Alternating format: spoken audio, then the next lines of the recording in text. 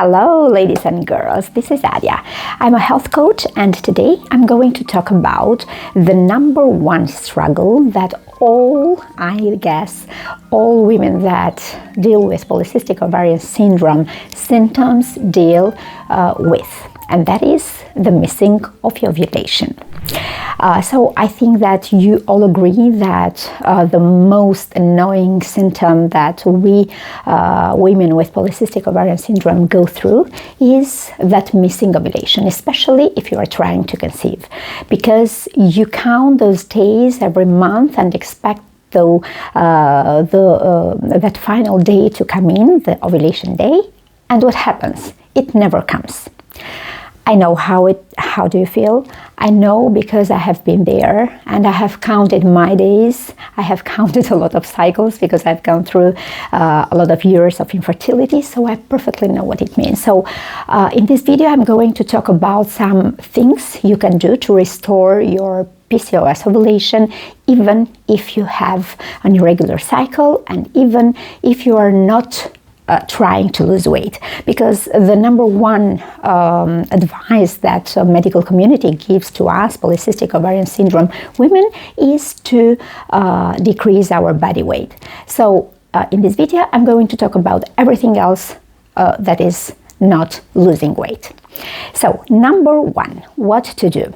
The first thing to do is to measure your basal temperature. What does that mean? If you're new to this, this may seem to you a little bit complicated, but it's not. So what you have to do is, first thing in the morning, in the first moment that you open the eyes, you're going to take the temperature. You're going to take the device with which you measure the temperature, everything that you have in your home, and measure your temperature, but without doing everything, without moving from bed, without washing your face, without getting up. First thing in the morning, just open your eyes and put the device in the armpit. And what you're going to do is to put that number in your, in your notes, or have some free app in which you can put the numbers of your temperature and come up with a graph that can help you define when is your ovulation day. Because in PCOS, ovulation tends to be irregular and tends to be at the longest side of the cycle. That means that if normal women ovulate in the 14th day of the month, women with PCOS ovulate in the 20th day of the month, 24th days, 25 days, and when you, for example, have a cycle of 60 days or more, it can become even more irregular, and you can ovulate, let's say, in the 45th day of the month. So it is very, very important to understand when do you ovulate.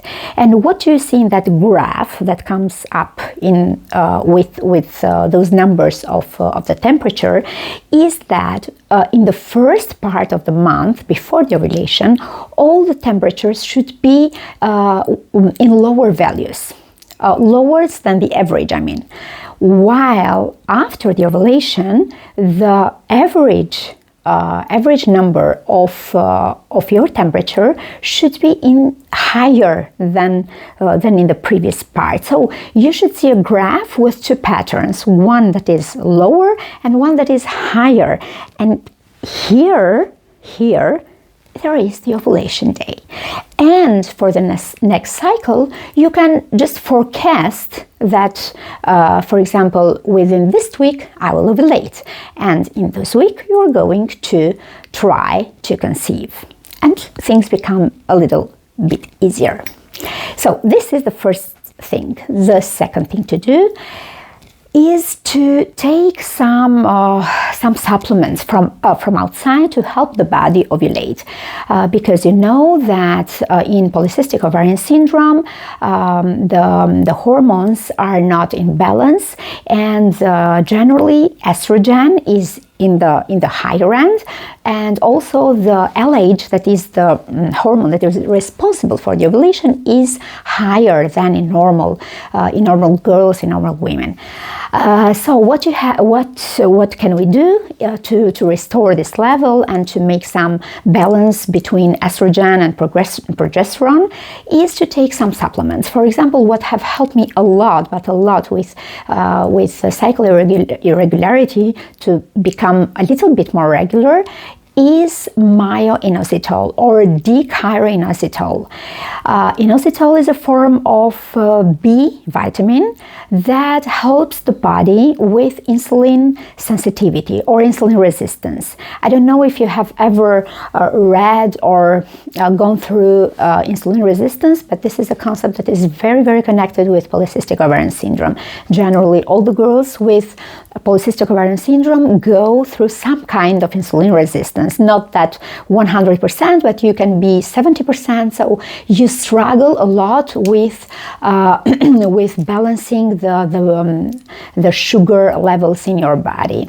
If you want to know more about insulin resistance, I'm going to do a video only for this topic, so I'm not going to stop here today, but I'm going to tell you that supplements of inositol help you a lot with regularity of the cycle and with insulin resistance. But before you take any supplement, please consult your doctor or make your own research, because one supplement do something for one girl and can do some other thing for another girl. So it's not one size fit all for all the supplements and for all the bodies. So it is very, very important to consult with your doctor, with your pharmacist, I don't know, with somebody in the medical community that you generally refer to or get advices from.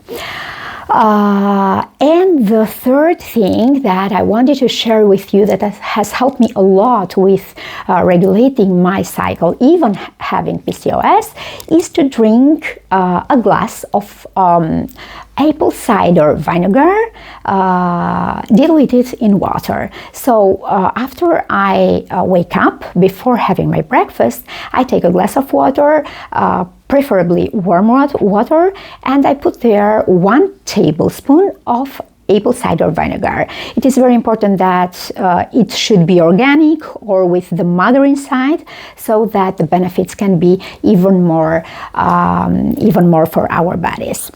And the fourth thing that is something that generally people and women tend to skip, or just not to think about themselves, is practicing some self-care. It is very, very important to find some time and apply some self-care to ourselves, because we are running all day long. We're women, we're dealing with everything in our family, in our society, in our friends community, in our work. So everybody expects something from us. So it is very, very frustrating sometimes to do everything for everybody, and we forget ourselves.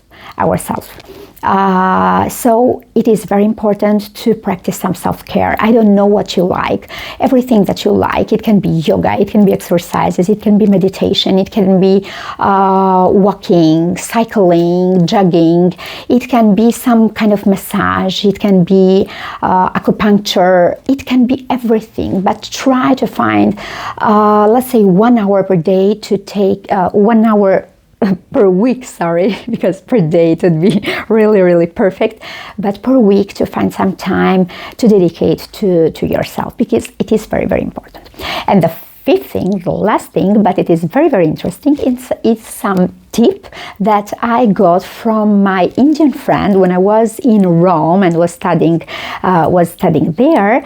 She told me that women in India stay and watch the moon by 10 to 15 minutes each night, And after one cycle, you can expect some regularity in your menstrual cycle.